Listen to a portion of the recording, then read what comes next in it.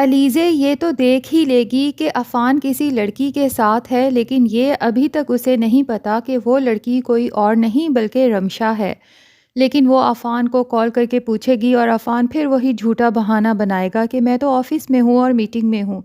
علیزے بدتمیز جاہل عورتوں کی طرح پہنچ جائے گی آفس اور وہاں جا کر اپنے شوہر کی انسلٹ کرے گی اس کے کولیگز کے سامنے۔ عفان کی برداشت تو جواب دے دے گی۔ وہ گھر پہنچے گا جہاں پر علیزے اپنی ماں کے سامنے اسے کہے گی کہ تم میرے ساتھ بے وفائی کر رہے ہو اور لڑکیوں کے ساتھ افیئر چلا رہے ہو۔ عفان کہے گا کہ ٹھیک ہے، اگر تمہیں میرے اوپر یہی سب شک ہے تو تم چلی کیوں نہیں جاتی میرے گھر سے۔ اب تو علیزے اور اس کی ماں ایک دم سے ہکا بکا عفان کو دیکھتی رہ جائیں گی، کیونکہ اگر وہ اس گھر سے جائیں گی تو جائیں گی کہاں، ان کا تو کوئی اور ٹھکانہ بھی نہیں۔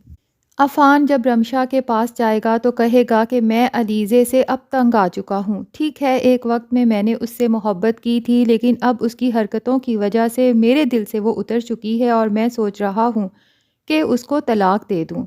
لیکن رمشا سمجھائے گی کہ پلیز عفان طلاق مت دیں، کیونکہ آپ کو پتہ ہی ہے کہ علیزے اور پھپھو کا آپ کے سوا اس دنیا میں کوئی بھی اور نہیں ہے۔